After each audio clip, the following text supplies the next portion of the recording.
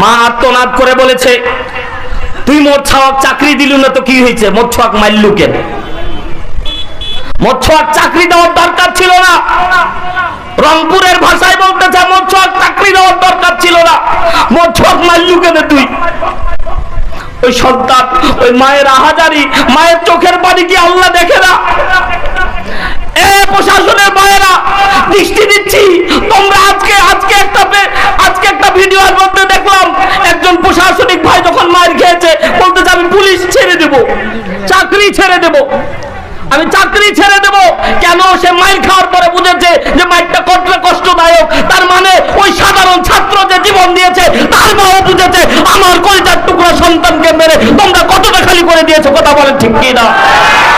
মুসলমান, খেয়াল করে দেখেন, আমরা দেশনেত্রী, আমাদের প্রতিনিধিরা আছে, দেশনেত্রী, প্রধানমন্ত্রী